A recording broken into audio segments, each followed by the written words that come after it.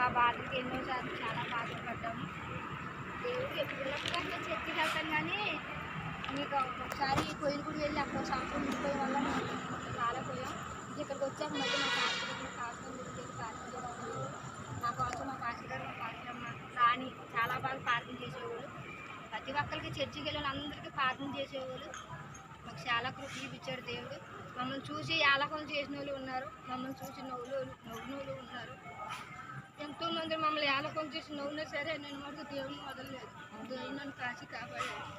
రాణి దగ్గరికి వెళ్ళి ప్రార్థన చేయించుకుంటే రాణి ప్రార్థన చేసేది, పేరు తెచ్చి ప్రార్థన చేసేది. పాస్టర్ గారు పాస్టర్ మా కోసం పట్టాలు ప్రార్థన చేసేవాడు. చిన్నతనంగా చూసినా సరే దేవుడిని నోటి వదలుకోకుండా దేవుడిని చర్చికి వెళ్ళకపోయినా ప్రార్థన. నేను ఒకసారి మానేసిన నా కోసం అయితే ఎప్పటి నుంచో కోపం పెట్టించుకున్నాము. దేవుడు నాకు చాలా మేలు చేశాడు. ఎంత కష్టమైనా సరే దేవుడు నాకు తోడుగా నేర్చుకున్నాడు అనుకున్నాను. సర్లే కోటం పెట్టించుకుంటానని నేను చెప్తే సర్లే అమ్మన్నారు. మొన్న మాకు జుట్టు వ్యాపారం అండి, జుట్టు కొంటామంటే పంపించాను. మా దగ్గర కనీసం 2000 3000 ఉంది. ఏదైనా ఆప్తో వచ్చినా డబ్బులు కావాలన్నా మా వాళ్ళు ఎవరో ఒక దగ్గర చేయించుకుంటే డబ్బులు తీసుకుంటే ఇచ్చేవాళ్ళు.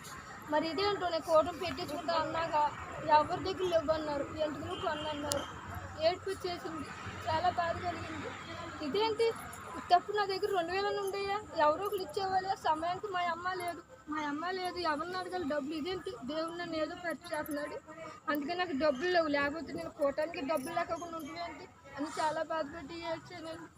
దేవుడికి చర్చిలో మాట ఇచ్చాను, నా మాట పోతుంది, డబ్బులు లేవు ఏమి లేవు అని ఏడుతుంటే మా వాళ్ళు చిన్న పిల్ల ప్రైవేట్ తెచ్చుకుంటుంది. ఆ పిల్ల అక్క నా దగ్గర డిబ్బులో డబ్బులు వేసుకున్నాను అక్క తీసుకొస్తాను. నాకు ఏడుపు వచ్చేసింది. ఇదేంటి డబ్బులు లేక ఇలాగంటూ లేదు, దేవుడు నన్ను ఏదో చేస్తున్నాడు. దాన్ని నేను మటుకు ఫోటో మార్చుకున్నాను. గబ్బోకి ఇంటికి వచ్చేసి ప్రార్థన తెచ్చుకొని తండ్రి ఇదేంటి నా ఏదో చేయాలని చేస్తున్నావు.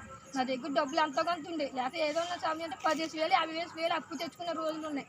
కాదు ఏదో చేతనవు తండ్రి, నన్ను పరిచేతనవు తండ్రి, నాకు ఏదో తప్పు ఉంటే క్షమించయ్యా.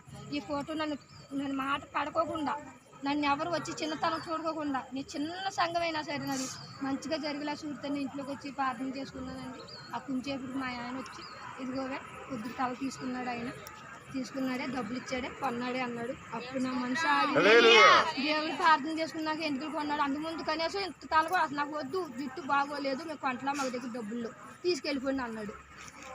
ఇంకో పిల్లాడు వెళ్ళాడు, మా పిల్లోడి దగ్గర తీసుకోలేదు, మా ఆయన దగ్గరే కొద్దిగా తల తీసుకున్నాడు.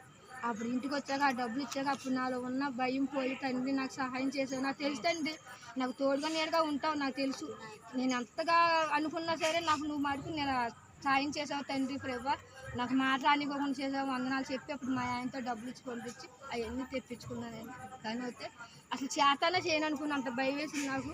అదొకటి మా కుటుంబంతో మేము చర్చికి వెళ్ళేలాగా, నా బిడ్డలు నా భర్త నేను చర్చికి వెళ్ళేలాగా మంచి హృదయం మారేలాగా మాకు స్థలం